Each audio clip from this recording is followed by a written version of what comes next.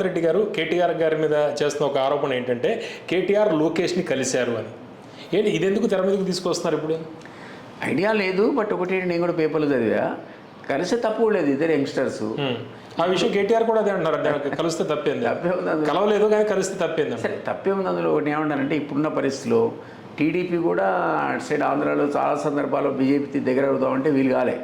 జనసేన ఎప్పుడైతే పూనుకుందో జనసేన ద్వారా వాళ్ళకి ఎంట్రీ దొరికిన తర్వాత ఆ కూటమికి వచ్చినట్టు అద్భుతమైన విజయం సీట్లు మనం చూసాం. ఒక్కసారి ఎప్పుడైతే అధికారంలోకి వాళ్ళు వచ్చారో టీడీపీ యొక్క పవర్ పెరిగింది.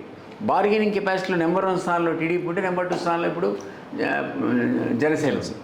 అట్లా ఉన్న సందర్భంలో ఇక్కడ కూడా మీకు ఇక్కడ ఈక్వేషన్లో బీఆర్ఎస్ వీక్ అయింది. వీళ్ళకు ఖచ్చితంగా ఇంతమంది చెప్పినట్టు కేసులు తప్పించుకోవాలంటే బీజేపీ తప్ప గతి అనట్లేదు. బీజేపీ ఓపెన్గా వాళ్ళతో అలయన్స్ పెట్టుకునే పరిస్థితి లేదు, ఎందుకంటే ఇక్కడ లీడర్లు ఎవరు కూడా బీఆర్ఎస్ని ఎంకరేజ్ చేయరు. కాబట్టి ఒక బ్యాక్డోర్ ఎంట్రీగా వాళ్ళు ఏమన్నా ఈయన అడుగుతున్నారేమో, వాళ్ళకి స్పేస్ ఉంది కాబట్టి ఎవరిని మన లోకేష్ని అడుగుతుండొచ్చు. రాజకీయాల్లో ఏది పాసిబిలిటీ లేకుండా ఉంటే చెప్పండి. కేసీఆర్ అనేవాడు ఒకప్పుడు కాంగ్రెస్ అలయన్స్ పెట్టుకున్నాడు, తర్వాత టీడీపీ సిపిఐ సిపిఎంతో పెట్టుకున్నాడు, తెలంగాణ వద్దన్న సిపిఎంతో పెట్టుకున్నాడు, తర్వాత పోయి అసలు రిజల్టే రాకముందు లూధియానా పోయి మన లాల్ కృష్ణ అద్వానీతో చేతులు కట్టి పబ్లిక్ మీటింగ్లో పార్టిసిపేట్ అయ్యాడు బీజేపీతో. ఎవరిని వదిలాడా? ఎప్పుడు అవకాశం ఉంటే ఆ అవకాశాన్ని బట్టి రాజకీయ పార్టీలు తంత్రాలు మార్చాడు, వ్యూహాలు మార్చాడు. అట్లాంటి బీఆర్ఎస్ ఏం చేసినా కూడా బీఆర్ఎస్ టీడీపీ అలియన్స్ అప్పుడు కూడా మీరు కీలక పాత్ర. అప్పుడు కూడా రాలేదు చంద్రబాబు గారికి, నేను నా దిలీప్ నువ్వు చేసుకోపోరాడు అండ్ నన్ను వదిలేస్తే వారం రోజులు నేను నెగోషియేట్ చేసి సీట్లు తెచ్చాక మళ్ళీ కమిటీని తీసుకుపోరాడు. కమిటీ ఇచ్చాడు, ఎవరు కొడుకు మేనల్లుడు అందరినీ ఈటల రాయందరు ఇదే హరీష్ అందరం పోయి ఫైనల్ నెగోషియేషన్ చేసి అప్పుడు వచ్చాడు ఆయన చేతులు కలపడానికి. నెగోషియేషన్ రాలేదు, తప్పితే చంద్రబాబు గారికే రాలేదు. అప్పుడు మేము కీలక పాత్ర పోషించాం. కాబట్టి అది టీడీపీ మహాకూటమి, అంతకుముందు కాంగ్రెస్ అలయన్స్, తర్వాత బీజేపీతో చేతులు కట్టే కార్యక్రమం. ఇవన్నీ ఆయన అన్ని రకాల పార్టీలతో అన్నాడు కదా, తెలంగాణ కోసం అవసరమైతే బొంత పురుగులు కూడా ముద్దు పెట్టుకుంటా అన్నాడు. ఆర్ఎస్ఎస్ నుంచి ఆర్ఎస్సీ దాకా అన్నాడు. ఇవన్నీ చేశాడు, మన కళ్ళెదురుగా చూసాము అని.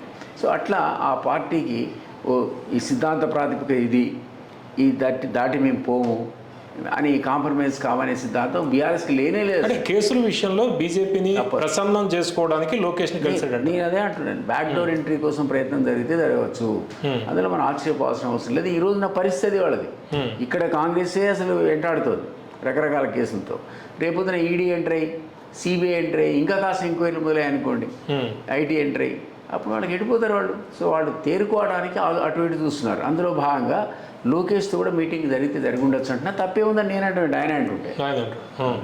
అంటే అలయన్స్ ఉండే అవకాశం ఏదైనా ఉందా? అంటే టూ ఇయర్లీ అన్న ఇప్పుడు మాట్లాడు ఇయర్లీ, బట్ వాడైతే బీజేపీ కూటమి అంటున్నారు కదా, ఏపీలో ఎట్లా ఉందో అలాగే ఇక్కడ కూటమి జనసేన బీజేపీ టీడీపీ అంటున్నారు కదా, మళ్ళీ ఈ బీఆర్ఎస్ ఏంటి?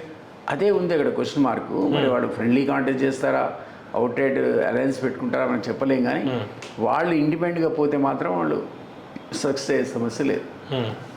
ఒక పక్క ఏమో రేవంత్ రెడ్డి చంద్రబాబు శిష్యుడు, వీళ్ళిద్దరి మధ్య అండర్స్టాండింగ్ ఉంది అనేది ఇంకో ప్రచారం కదా. ఇదంతా కూడా డిఫరెంట్ కన్ఫ్యూజింగ్ గా ఉంది. ఎందుకంటే చంద్రబాబు గారు నిజానికి కాంటెస్టే పెట్టలేదు. 1% ఓటు తేడా వచ్చిన రేవంత్ రాడేమో అని మొత్తం పార్టీ వైండప్ చేసి పోటీ చేద్దాం.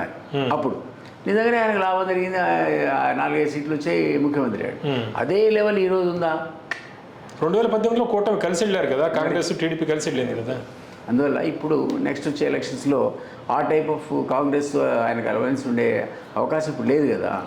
ఎందుకు లేదు అంటే ఆయనకు రేపు అవసరాలు ఉన్నాయి, అమరావతి నిర్మాణం చేయాలి, బీజేపీతో సేల్ కావాలా.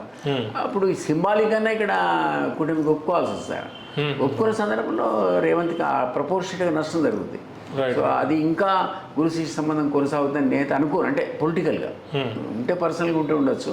సో పొలిటికల్ కంపల్షన్ క్రియేట్ అయితే దాని మీద కాంగ్రెస్ అధిష్టానం కూడా ఒప్పుకునే పరిస్థితి ఉండదు. కాబట్టి పొలిటికల్ కంపల్షన్ క్రియేట్ అయితే డెఫినెట్గా మీరు అలయన్స్ వస్తుంది ఇక్కడ. ఇది టీడీపీ, అటుపక్క బీజేపీ, వాళ్ళకు ఉన్నటువంటి జనసేన, మేము కూడా ఉన్నాం ఇప్పుడు కొత్తగా ఆర్ఎల్, ఇవన్నీ కలిపి వస్తే రావచ్చు అలయన్స్. ప్లస్ బీఆర్ఎస్ రావచ్చు. ఇదే పాసిబిలిటీ. ఎన్నికల ముందు అవ్వచ్చు, తర్వాత అవ్వచ్చు. నేను అదే అనుకుంటున్నా. ఎన్నికల పోస్ట్ ఎలక్షన్ ప్రీ ఎలక్షన్ అని చెప్పలేము, but possibility is definitely there. Otherwise లేదు, స్కోప్ లేదు, బీఆర్ఎస్ స్కోపే లేదు అసలు.